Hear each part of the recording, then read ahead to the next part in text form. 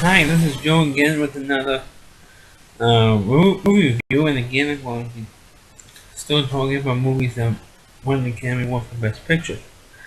And of course, for the title for this one, I'm going to be talking about the 2000, I think it was 2003, 2003 film, Chicago. Of course, it's based on the Broadway musical. And so it was Richard Gere, Catherine Zeta-Jones, and Rene Zellweger.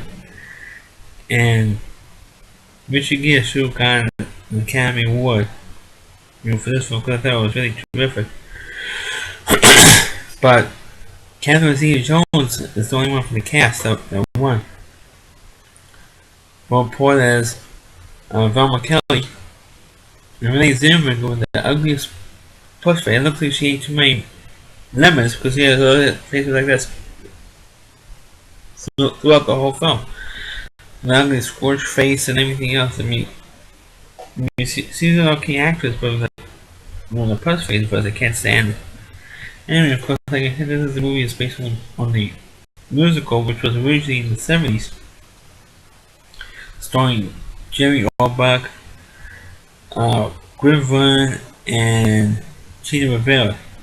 Of course, if you look closely, after when Renee Zellweger's character gets arrested, you see a very quick cameo of Chita Rivera in the film, because she originated the role of, I think, not sure which one she played, but she was in the original version of Chicago. So I thought it was kind of like a nice tribute that they threw her in put her in the movie. Well, Chicago, of course, obviously takes place in Chicago during the 1920s when they have jazz and blues and carousing going on. And what happened was, Velma Kelly, who was the Catherine Zeta-Jones character, kills her husband and her sister. And of course, just before she had a big opening number where she sings all that jazz. And of course, yes, in case you're wondering, all the actors in the movie, they do their own singing. Making any of that stuff. Unlike some of my previous reviews, I mentioned that like Audrey Hepburn and Natalie Wood voices that were dubbed when they did West Side Story and My Fair Lady, the voices were dubbed. Nobody's voices were dubbed in this movie. Of course, Velma Kelly gets arrested on the same night that she got arrested, or a few nights later. Renee Zellweger's character gets arrested because she was fooling around on the side on her husband. Her husband was played by John C. Reilly, but she was fooling around with another guy, and only because the other guy promised that he would get her into the club that Velma Kelly was working in as a singer and performer. And meanwhile, the guy lied to her. And after he got tired of fooling around with her, he decided to leave her. And of course, she got annoyed that A, he was leaving her, and B, that he lied to her. So she pulled a gun out of a drawer and shoots the guy, and she got arrested. So then that's when you see Chita Rivera in a cameo, and Queen Latifah, the rap singer, not really a singer, she's a rapper, performs, comes out. She plays the matron of the murderer's row, looking for the prison system. And of course, that's when she does her act, and she gets Renee Zellweger says, "Oh, you should get Billy Flynn to defend you." Like Billy Flynn was like one of the best lawyers and top lawyers in Chicago,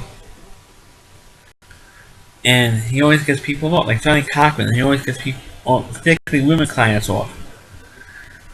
And Billy Flynn, of course, played by Richard Gere. And of course, that's when the trial starts, and mostly Renee Zellweger gets the big push for her trial. And because also not only that, but she faked having a baby. But I didn't know until I listened to the audio commentary track on the DVD that, Rene Zellweger, the character that Rene Zellweger plays is actually based on an actual person who did commit a murder somebody, but then got off because she faked being pregnant. And that's what pretty much happens here. And of course, she ends up getting off as well. And of course, the whole process of hyping her and trying to push her story through the media and everything. And so they had some pretty funny bits, especially with the press conference. And of course, with Rene John C. Reilly's character, who is her husband, who is to stand behind her and everything else, he gets pretty much pushed off to the side, and he has a song called Mr. Cellophane, and he has a pretty, good number, but he slowly, fades out. His character slowly fades out. But Rene Zellweger is so power hungry in terms of getting star fame and everything else, and after when her trial was over, but as soon as her trial was over, there was a woman commits a murder right on the courthouse steps. No, all the media is obsessed with the other case now, and not so much her. And of course, they had a cameo by Lucy Liu. Of course, practically the whole time Lucy Liu is in the movie, she's in her underwear. So you get a little titillation factor going on there. And when she kills her husband, everybody pretty much ignores Roxy's case, which Roxy was played by Rene Zellweger's character, and she gets ignored, and that's where she comes up with the baby, her being pregnant. So now everybody's turned back to her, because she wants to have all the fame and everything else. So of course, when her trial is over, when she gets off, no one was taking her picture, and she gets all bent out of shape over it. Well, Catherine Zeta-Jones' character, she got immunity to testify against Roxy Hoare to set her up for jail. But anyway, both of them got off anyway, and now because the 15 minutes were long past up, the two of them decided to get together and do an act. Even though Rene Zellweger at first didn't want to do it. He said, hey, you screwed me in court, what should I help you out for? He said, well, because I can't, make it as a single act. Instead of a partner in my act. And so let's do it, let's get it together and do it. I said, alright, we don't have to like each other to work well together. So of course Rene Zellweger said yes, and that's of course how the movie is. But I think that with all the Academy Award nominated movies that came out that year, of course the biggest competition for Chicago was the second of the three Lord of the Rings movies that Peter Jackson made, called Lord of the Rings: The Two Towers. And a lot of people felt that movie should have won over Chicago, because a lot of people thought that was the best one of the three films. And he said, well, me personally, I didn't like any of those Lord of the Rings movies because they were like too long, too drawn out. Battle scenes go on for forever in those films. But I think the reason why that Chicago won over the two towers was that Chicago, plus all the other movies that came out that year. None of the movies were nominated, but this movie wasn't A, overly depressing, and B, overly violent. True, this movie was violent.